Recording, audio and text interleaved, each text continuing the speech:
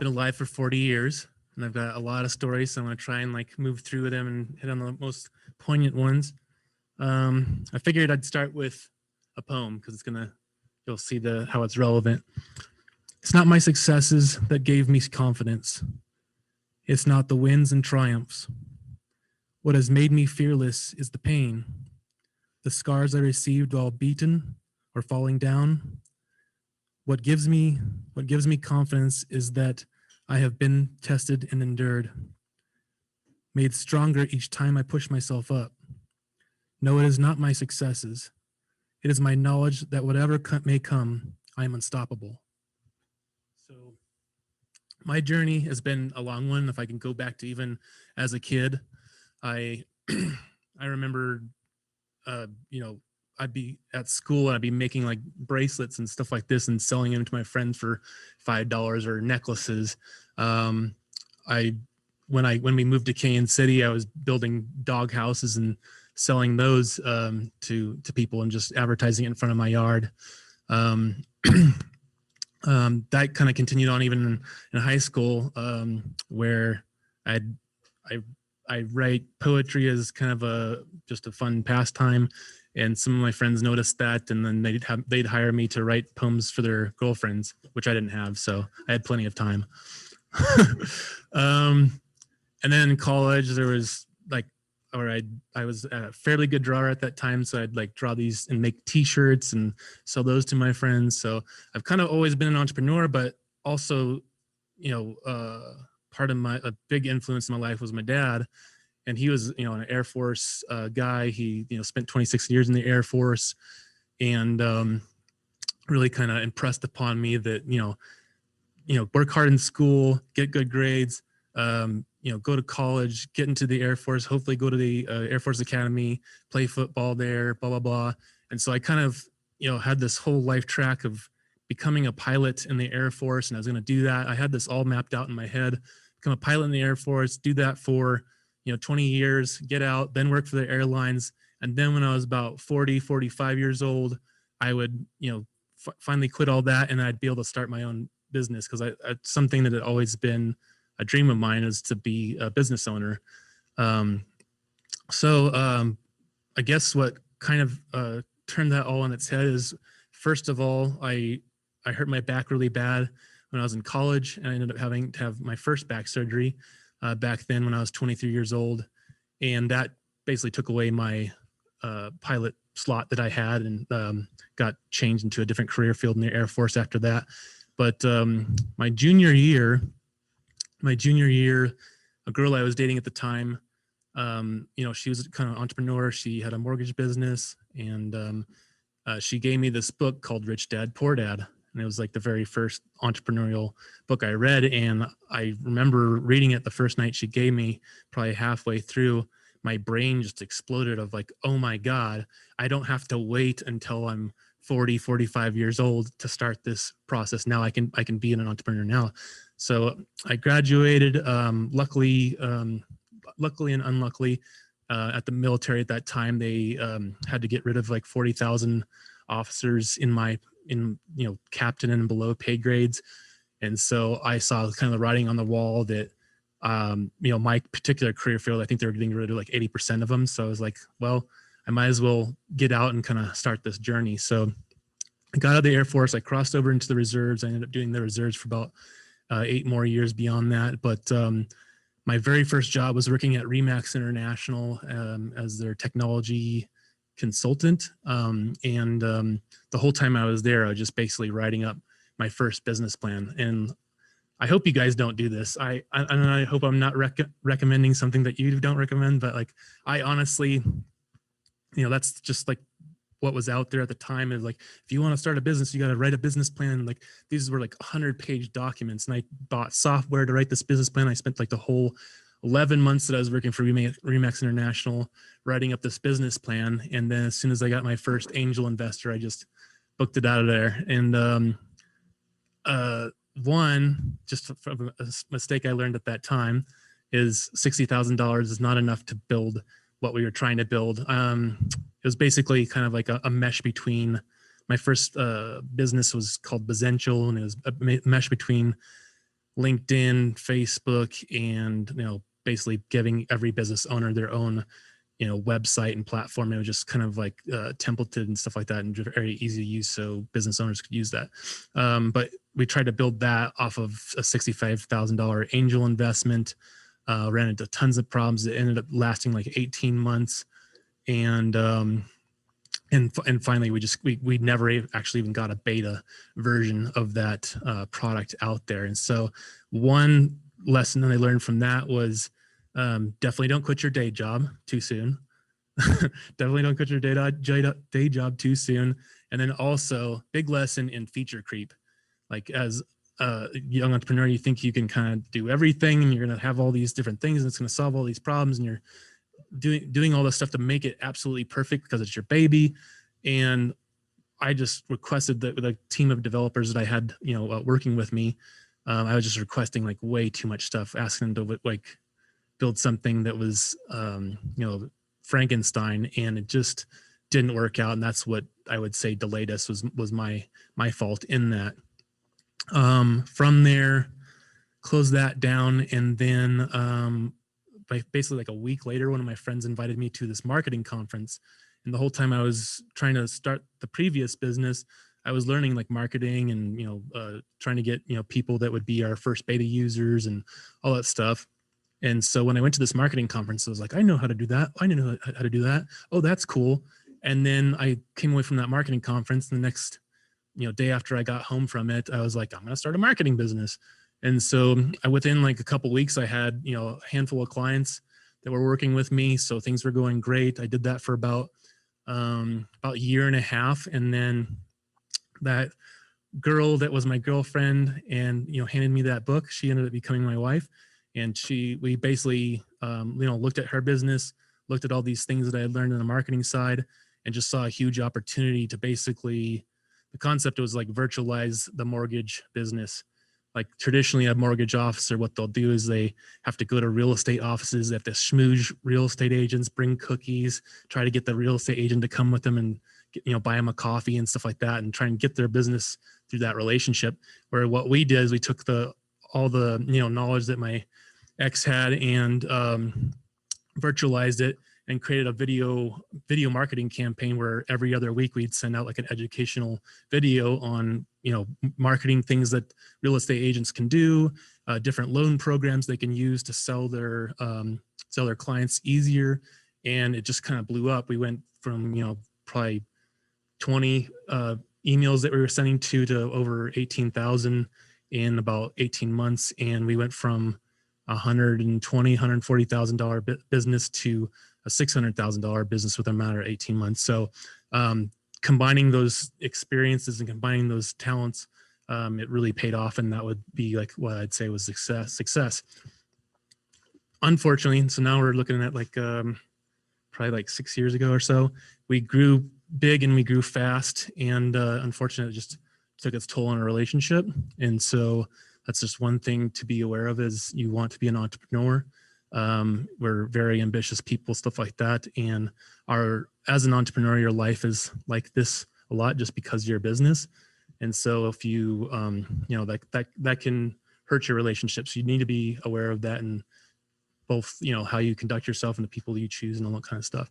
But when that ended, I basically just gave away everything and, just to move on with my life.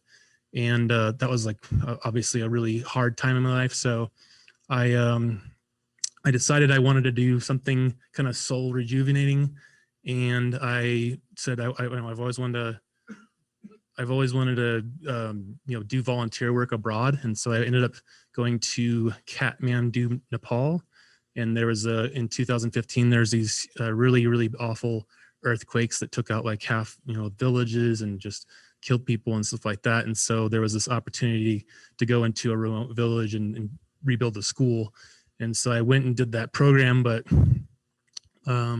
this kind of ushers in the second half of my life, and kind of a really poignant moment for me that, definitely changed how I go about life in a lot of ways. But so I get to Nepal, I get to Kathmandu, and the very first day I was just like so excited to like see this brand new place, this exotic place. And I just went out for this really long run. And I could see like this shrine or stupa, this temple up on a hill, probably, way off in the distance. And I probably ran like 6 hours that day, just running in the streets and all that kind of stuff, but generally, heading towards this place. And when I get there, it was just this overwhelming moment where I just kind of stopped in the streets, and I'm seeing like these Buddhists walking by and these native Nepali walking by. And then you see this shrine with all these steps going up to the top of it. And it was just absolutely beautiful. And it was like this moment in my life that something kind of came from the outside and says that you're exactly where you're supposed to be. This is the life, you should live. You should live an extraordinary life, basically challenging your fears and not being afraid to take these bold steps. So from that moment, that kind of precipitated in like different things, events that happened after that. But basically, I decided I'm going to change up my life completely. I went back home, sold everything I owned in about 2 months, and then moved to Bali, Indonesia to live this extraordinary life that I thought I was, had a calling for. And I get there, I got to Bali, got my house, all that, place I rented. And within about a month after I got there, I got into this really serious motorcycle accident where I wasn't wearing a helmet. I basically came head on with a van and put my head through it, and I got a really bad concussion, broken bones, stitches, all that. And then, I had to recover from that. And then basically a month after that, I contracted dengue fever. It's you get bit by a mosquito and you get really sick and you feel like you're going to die, and you put me back in the hospital. Then a month after that, I was at the gym doing, regular workouts, and just something slipped in my back again. Ended up, rupturing some discs in my lower back. Spent about 2 months in my bed on painkillers before finally having back surgery. So I went there to live this extraordinary life, and then all of a sudden it wasn't so extraordinary. It was just painful.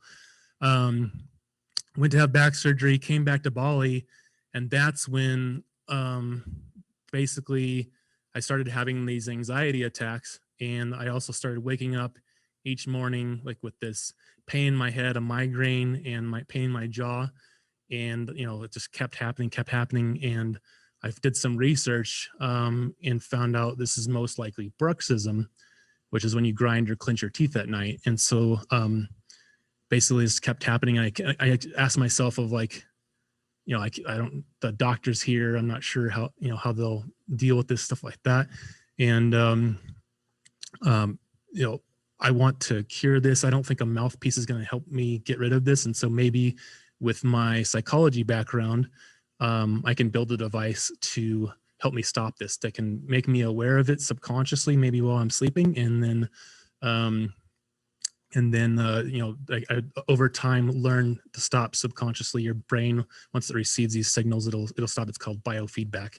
So I went to basically on a 4.5-year mission to build this product. We kind of switched our focus. We went from building this biofeedback device, but we saw this huge opportunity because of the dentists that we were working with, a huge opportunity in the dental market to actually use this technology as an assessment tool. And so basically for 4.5 years, struggled pitching, constantly being told no, all that. And it got to a point where I completely ran out of money and I had to go home. And so for 2018, this is where my current business comes into play. In 2018, I was building garden sheds and greenhouses outside in freezing winter and all that kind of stuff to self-fund this this device that we were still developing. Finally, though, around I think it was March or something of 2019, after probably about 11 months to a year of doing that, building sheds and all this kind of stuff and keeping this thing going, finally we got accepted into this program called HACS. It was HACS Hardware Accelerator Program, and that took us to Shenzhen, China, where we worked with, they had a whole engineering staff, design, all kinds of, it was a great program that we went through. and we also got investment, which was great. And so we fully developed the product. We got it manufactured. Yeah, we launched it into the dental market. We had a team of high profile dentists that were on our team helping us to get this product recognized. All that, we got into magazines. We won the Best of Class Technology Award. All this stuff, great success. But we launched at the beginning of COVID, and all the dental offices shut down. So through the summer, we tried to basically relaunch in October, I think it was last year. Tried to relaunch in October, got into this conference, just no one showed up to the conference. It was all virtual. So it just really bad timing for, like, I believe it would have been a great technology and a great contribution to the dental community. But unfortunately, you just launched at the wrong time, and you don't see a global pandemic coming, unfortunately, when you're doing your business plan and your pitch deck. So also on a personal side, last year just went through a lot of personal loss in my life. My dad passed away while this was all going on, and obviously the company failed. So it was, 2020 was pretty freaking awful as far as from a personal perspective.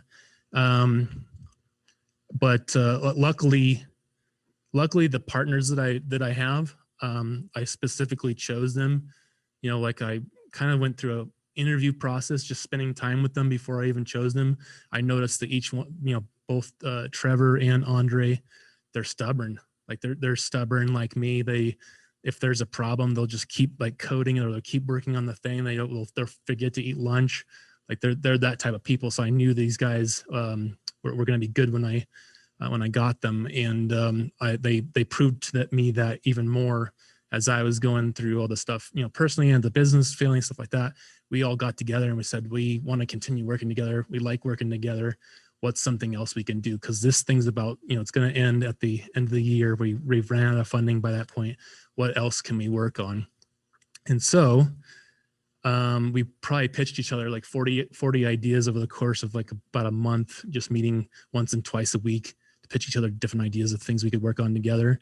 And my current company that we've launched is it was basically an experience I had from 2018 when I was building garden sheds and greenhouses. One of my clients, when I was doing that, stiffed me, so I didn't get paid in full at the end of the job. And that really hurt, because at that time I really needed the money. Like I was self-funding my previous start and just trying to live. And then I also noticed in my sales process of my sheds that clients were reluctant to give you a down payment. They've had past experiences. They've heard about a friend where the contractor just took the money and ran. So I remember at that time I wrote a note. If I have a business idea or some thought or whatever, I always take notes in my phone. And so I wrote a note in my phone, and that came back last year as we were talking about through our different ideas of like, why don't we create something like an escrow service that when you're working, as a contractor, you can go to the client, you can say, basically fund the project, your money stays safe here. And then I, as a contractor, know you're good for the money. You're not going to stiff me in the end. And also the client knows that their money is safe during the course of the project. And also we built in basically a communication platform within the app as well. So like one of the things we noticed in interviewing contractors was a lot of contractors have, a hard time with communication, because there's email, there's text, there's all these different things, and it's kind of hard to keep it all in one place. And so we built this communication platform within the app, so the contractor can give the client updates as the status of the project. So if the client's away, the client's at work, stuff like that, they're getting pictures, they're getting text messages, stuff like that through the app, and it all kind of stays in one place. So that one, it keeps communication, which is a great thing for clients and all that, but it also helps document the work, so that actually keeps the contractor safe. So if there's ever a dispute or something like that, it's documented. Like we said that we're going to do this. The client, had an additional request, that's documented. So it's like, it would be really hard to dispute that when all that's documented. So that's been my entrepreneurial journey. It's quite a long one. I'm not sure how much time we have left. I've got things in my phone, like we could talk about it just things I've learned over the years. But one thing I did want to touch on is a couple things. Just my background, my schooling was in psychology, so that's what I'm continually fascinated by. And so things that so what's, this last several years, I don't, if you can tell from my story, it's been really tough. There's been some moments where, and I hope you guys I hope your journeys are not like this. I hope your journeys are way easier, way easier to reach the successes and stuff. But if they're not, typically in entrepreneurship, it is a tough road. And that's, if you're going to do this, it's the road you're signing up to. So one of the most important things that I'm proud of, and is, and it kind of build that poem that I started with in the beginning, is it's not, you will find as you go through your life, and you are all young, you'll find that as you go through your life that it's not the successes, it's not these things that you look back upon, it's not those things that you're proud of. You're proud of your journey. And when you can get there in your life, when you're proud of your journey, you're not afraid anymore. You're not afraid anymore to go through that journey, because it's like you're curious. So one of the best quotes I've ever heard was, "Live your life like you're writing a book," and excuse my language, but write a damn good book. So, what I think about when there's tough times that come, I think about like a tough moment, tough decision, something just happened, whatever it is.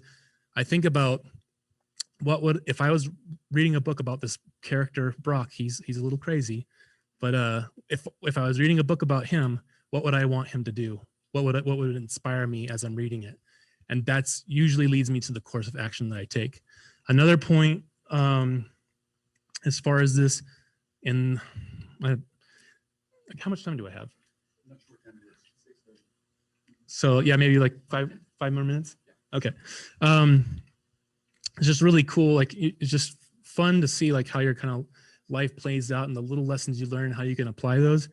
But tough times come in your business, tough decisions, stuff like that, places where you're unsure. And several years ago, I taught myself how to rock climb. It was just at a gym, like just bouldering walls and stuff like that. But I thought it was a fascinating process, because I do meditation, stuff like that. But while you're climbing the rock wall, you could only be like 5 feet up or 10 feet up. You're not going to die if you fall from that. But inside your brain, your reptilian brain is like activating. It's like freaking out, like, I'm going to fall, I'm going to die. Like, that's what it's saying to yourself. Well, at the same time, your forebrain's trying to solve this puzzle of, how do I get up this wall? And I found that moment that I was just like so fascinated by that process of like, how do I get up this thing? How do I calm my brain down? And it was just to forget all, like, this is going to happen. It's okay. And just focus on the task at hand. What's the next handhold? What's the next foothold? What's the thing that's right in front of you? Focus on the task at hand, the next step in front of you. So at that moment, I was like, oh my God, I can apply this to my life. All those times I've been scared, all those times that things didn't make sense, and I was wondering why, I was wondering what the next move was going to be. Just focus on what you can do now. So some days are going to be like that. Some days are going to be tough, and you're going to be unsure of what to do next. That's usually when you're thinking about the big picture. You're like, how is this all going to come together? I've got to get over here, and I don't know how exactly I do that. Just focus on those steps. Take a moment, take a step back, and focus on what can you do right now to move yourself a little bit ahead. This also has to do with just a personal philosophy, is just to create hope every day. Create hope every day, whether it's just sending one email or taking one step further in your development of XYZ.